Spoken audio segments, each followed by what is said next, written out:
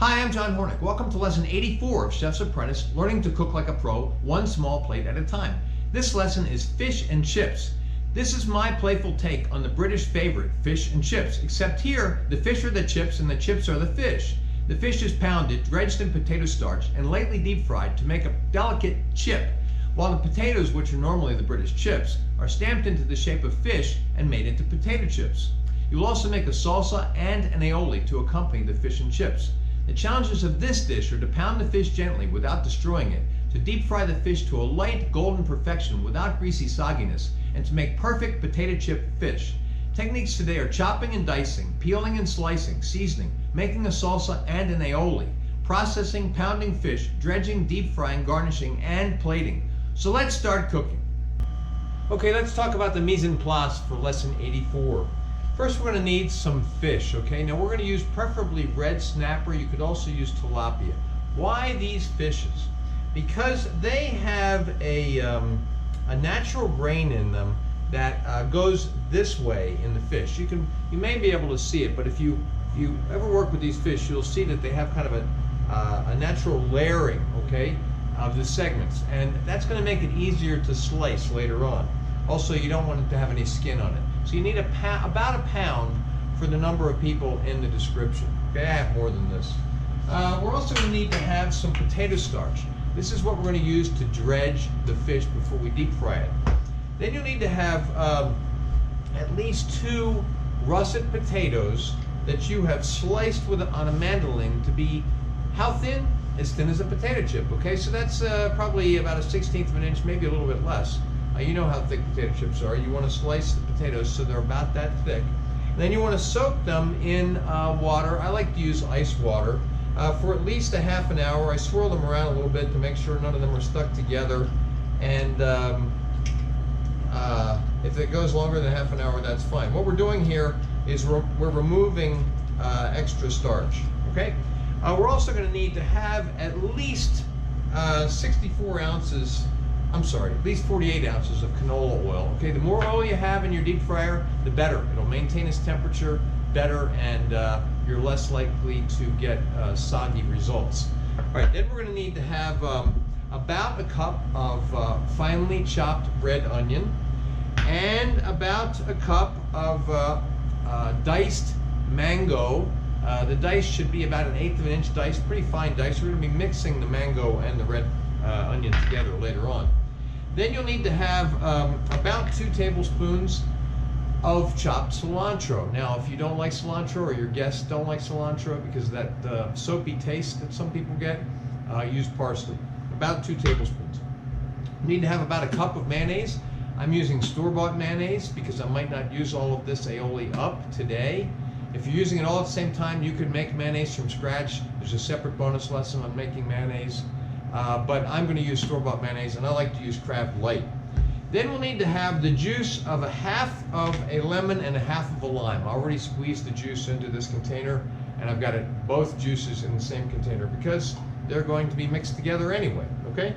Then we'll need to have about 2 tablespoons of minced garlic and some paprika and some kosher salt and Peppermill for freshly ground black pepper. That is all of our ingredients. We'll break, come back, and I'll show you the equipment for lesson 84. Okay, let's talk about the equipment for lesson 84.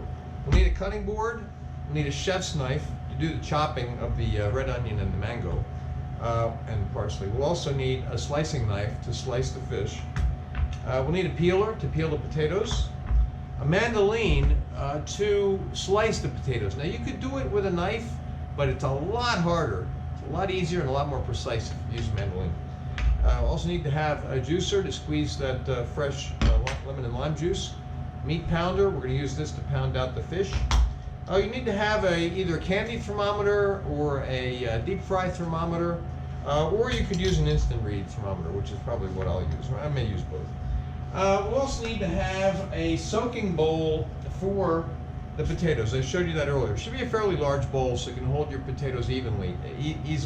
And but to be honest, I have more than 2 russet potatoes worth here. I'm going to do some extra chips today. And then, and you'll need some ice too for the soaking. You'll need to have a bowl to mix your salsa and a spoon to mix it. Food processor to make the aioli, rubber spatula to get the aioli out of the food processor. We're also going to use a bowl and a strainer and the rubber spatula to press the aioli through the strainer. Okay, I like to use a bowl, fairly deep bowl, so that when the strainer is sitting in the bowl, it's not sitting down in whatever it is you're pushing through the strainer. We'll also need to have some dishes for the aioli. Ideally, you want a dish that is about this size, that's shallow, because you're going to be using it to dip the fish and the chips into the aioli. Okay. We'll also need to have a deep fryer. Now, I'm going to use a steel deep fryer which has a basket that lifts out. You could use any deep pot, heavy bottom. Okay, now you want it to be deep rather than wide because you don't want the oil splashing out. You want it to be deep enough that you can put the oil in there and it pretty much stays in there, because when the oil is in there, it's hot, it's dangerous.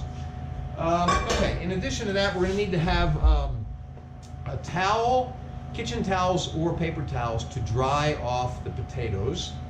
We'll need to have a slotted spoon to get the potatoes out of the deep fryer.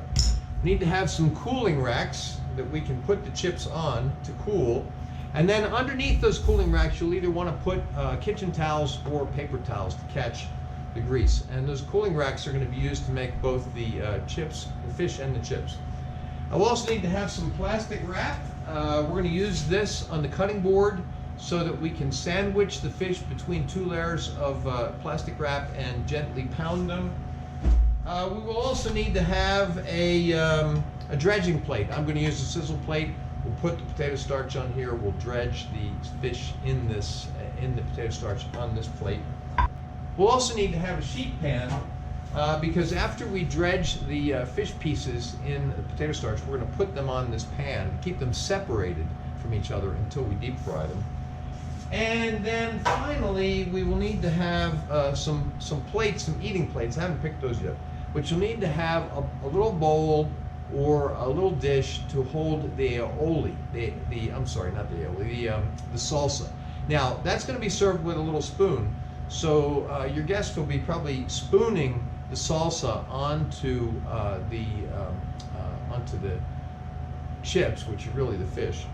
So it doesn't need to be wide or shallow, just a little bowl would do. Okay, that is all of the equipment. We'll break now, come back, and start cooking. Well, I forgot to show you one of the most important pieces of equipment for this lesson, and that is the fish-shaped cookie cutter.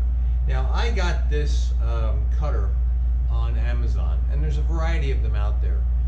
This one is a little bit bigger than I'd like to have because once you slice the potatoes, a lot of the potato slices will be smaller than this cutter, so it'll be hard to use the cutter on them to cut them into fish-shaped potato chips.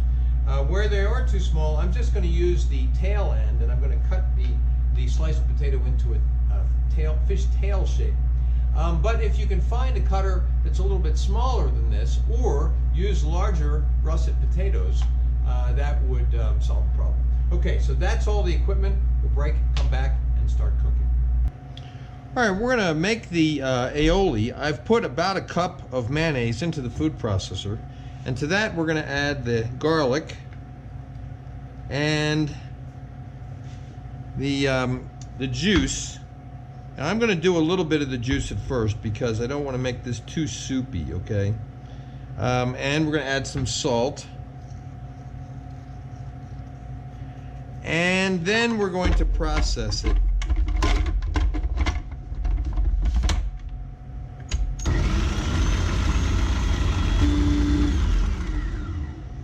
Okay, now let's taste it and see how soupy it is. It's not very soupy at all, okay? Now, I'm going to add some more of the juice, but I'm going to drizzle it in. When we drizzle something into another liquid that has oil in it, we're creating an emulsion. We've done this before, okay? So we're going to turn it on, and then we're going to drizzle in the juice.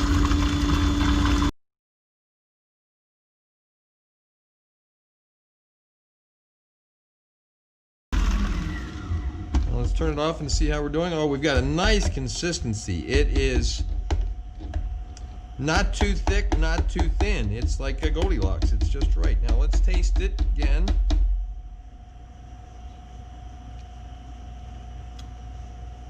I'm going to add a little bit more salt.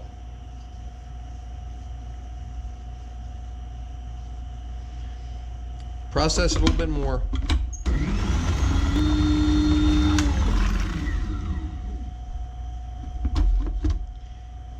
Taste it again. Good. You can taste the citrus, you can taste the citrus juice, and the salt is just coming through. Okay, now we're going to strain the aioli through the strainer to get out the garlic solids.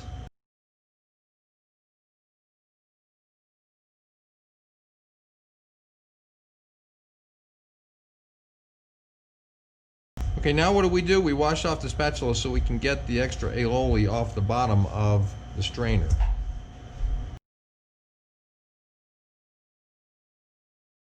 All right, now we want to plate up the aioli. And, you know, again, depending on how many you're serving, you're going to need to divide this up among that number of plates, okay?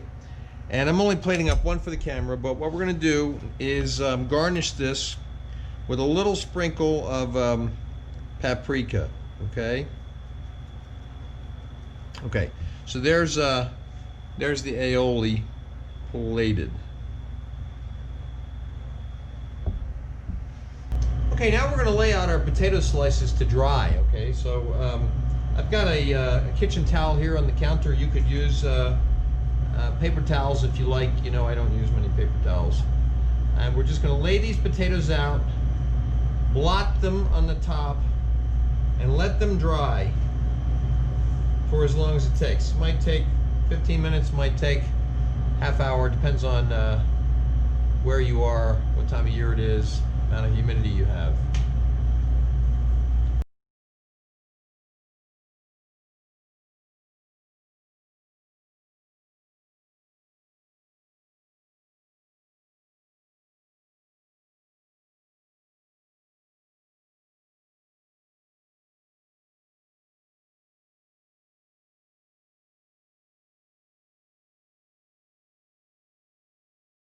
Okay, now I'm just going to let these air dry. It probably won't take too long because I'm in a dry climate, but I'm just going to let them air dry until I feel like most of the moisture has gone away.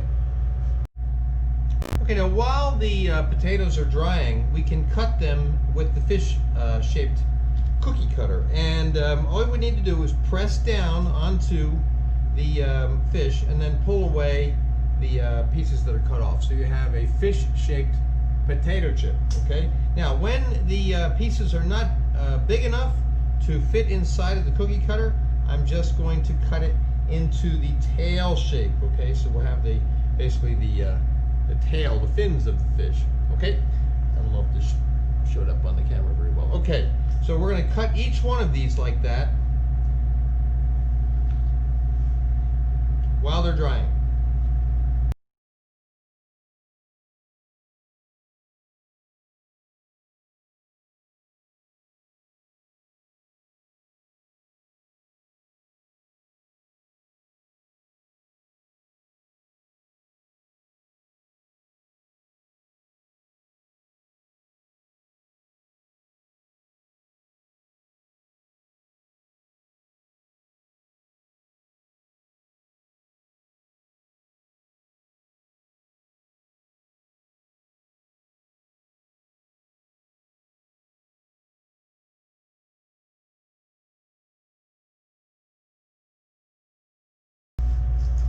Okay, here are our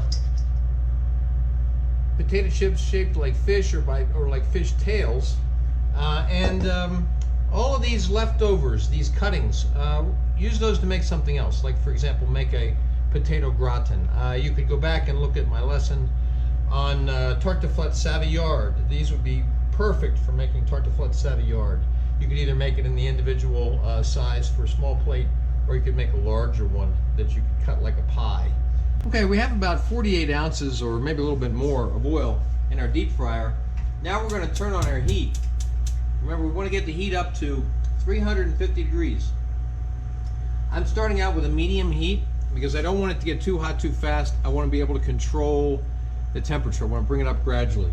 You don't have to check it immediately, but start checking it after about 5 minutes or so with your candy thermometer or your instant read thermometer, and keep a close eye on it. All right, our heat is at 360, and it's still heating slightly. I'm gonna let it get just a couple degrees warmer. Then we're going to deep fry the first batch of the fish, okay? Now we wanna do them in batches, all right? If we do too many, it's gonna drop the oil temperature too fast and too much, and they'll get soggy, okay? I also wanna try to keep them underneath the oil. If we just allow them to float on top of the oil, they may curl a bit, and they may be kind of have uneven color, maybe brown on the edges, and maybe look kind of uncooked in the center. We're going for something that's, you know, getting to be golden, you know, the color of a potato chip. Some people like them darker. Let them go a little bit longer if that's the case.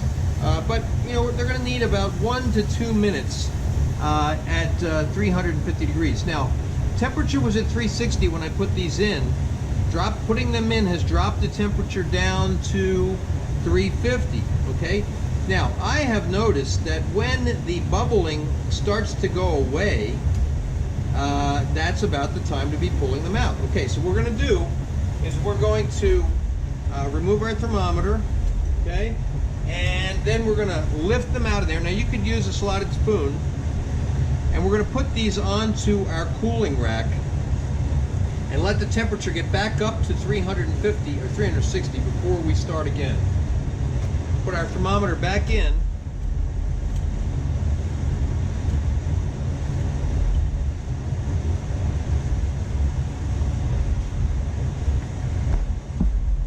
Now what we're going to do is we're going to spread out the chips on the cooling rack. Now, they will crisp up as they cool. If you were to eat one right out of the fryer and not burn yourself, they may be a little soggy, but they should crisp up as they cool.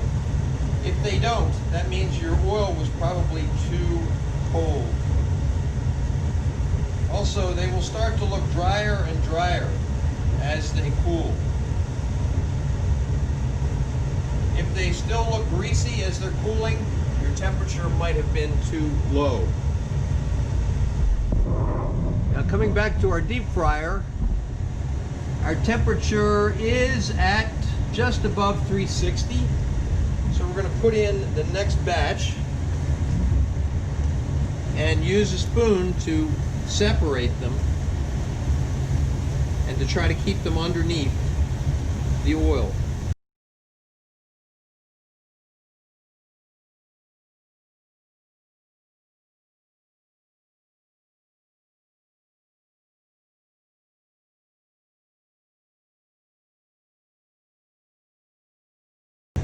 Look at those, they're beautiful. See, a couple are escaping from the basket. I will come back with the slotted spoon and fish, no pun intended, or actually pun intended, fish them out. Okay, here's a couple of one of our fish and one of our fish tails. They're nice and golden, crispy. Okay, here are our fish. They are cooling on the cooling racks. We're going to let them come to room temperature. We're going to let them crisp up. Now, you could just salt the chips while they're on the cooling racks, or you could put them in a bowl and salt them. I think a good way to salt them is to put them into a paper bag, a lunch bag type bag, put in some salt, and then fold over the top and just shake them around. It's a gentle way to salt them, okay? That's my preferred method, but you can do it any way you want. Okay, let's mix up the salsa. Okay, we're gonna mix the onion and the mango. Now, if you're doing this in advance, you can mix this up, you know, an hour or two in advance. But if you're mixing it an hour or two in advance, don't put in the cilantro yet. Wait until just before you cook the fish to put in the cilantro.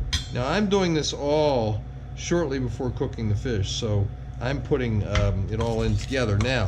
Now, I did not use all of the parsley, and you know, I'm not using exact measurements anyway. I had about 2 tablespoons of parsley.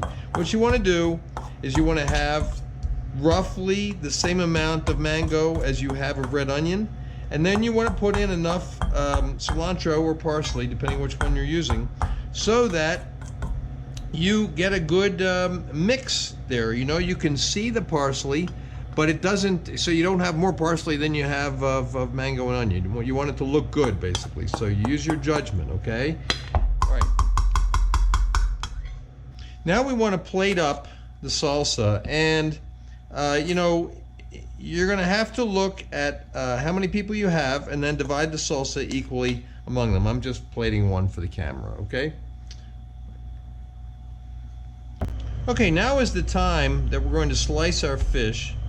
We want to pat it dry. If it's not already dry, it's already pretty dry, but I'm just going to pat it a little bit anyway. And then we want to slice it. Now, to slice it, you want to look along the side of the fish so you can see which way the grain is running. You can see the grain is running in a diagonal in this direction. So what we're going to do is lay it down on the board with that diagonal facing this way, sloping this way. And then we're going to slice off pieces of the fish. And we're going to do that with both of these fillets. We're cutting them about 1/4 of an inch from the edge of where it was cut back to where I'm cutting again. It's about 1/4 of an inch.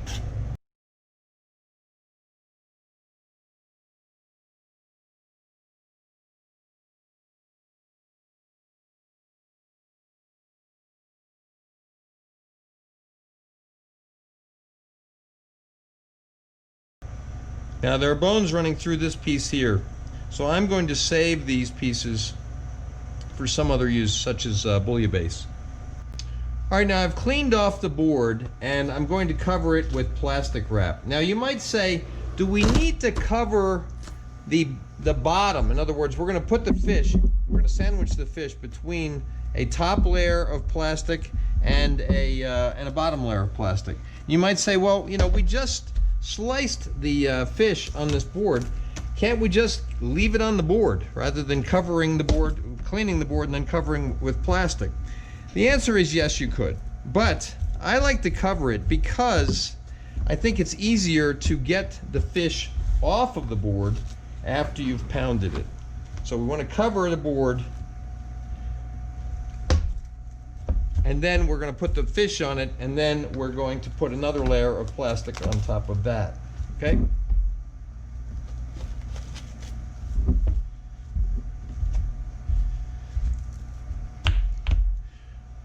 Okay, now we're going to lay the fish out on the board with a little bit of space between each one, because we're going to pound these gently, and when we pound them, they're going to spread. Now, why are we going to pound them? To make more of a piece of fish that's like a chip, you know, like a reminiscent or suggesting a potato chip. Now, in fish and chips in England, the chips are thicker pieces, and they're simply breaded. But we're trying to make our fish here a bit more like a potato chip, and we're making the potato chips a bit more like fish.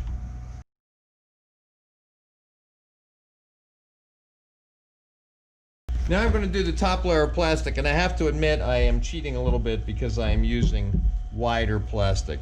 I usually use wider plastic, but for the sake of these lessons, I've been using the narrower plastic because it's more readily available to home cooks. Okay, but you can get it the wider one at any restaurant supply store, and I'm sure you can get it online. Now what we want to do is take our handy dandy meat pounder, and we want to gently pound these out. Okay, we don't want to use a lot of force here. We don't want to hit them really hard. We want to do this gently, so we spread pieces of fish out and make them thinner, so that once they're coated with potato starch and deep fried, they're going to be more like a potato chip.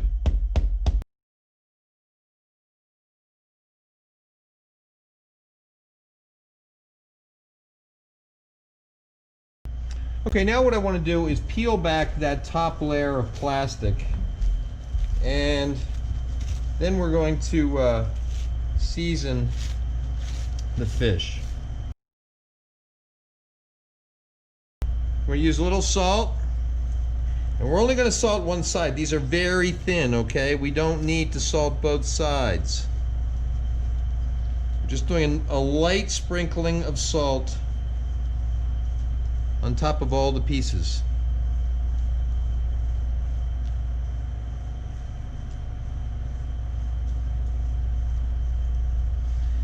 And then pepper.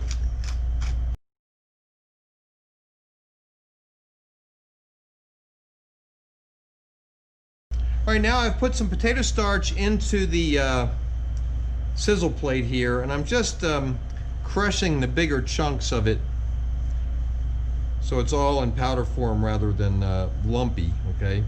Then what we're going to do is take each one of these pieces of fish, coat it, dredge it in the potato starch, shake off any extra, put it on your standby sheet pan, okay? We're going to do each one of these pieces that way.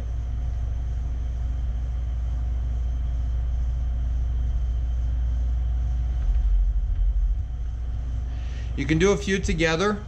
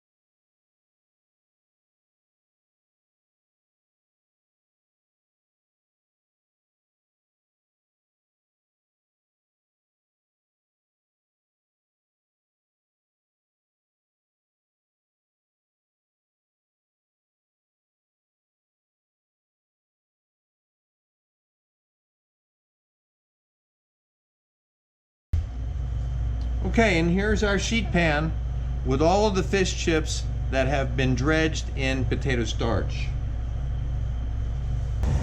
Okay, our temperature is about 360. It's going to drop the moment we drop in the fish, okay? So I wanted to start out with the temperature a little high. And as we did with the potato chips, just keep these separated and keep them underneath the oil, okay? And they're not going to take long.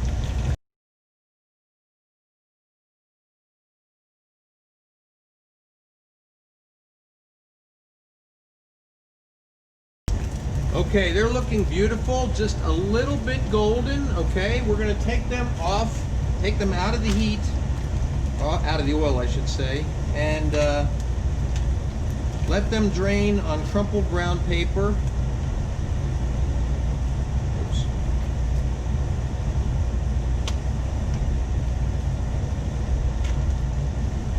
We want to make sure our heat gets back up before we do the next batch. Okay, our heat is back up. We'll put in the next batch. Keep them separated, keep them submerged.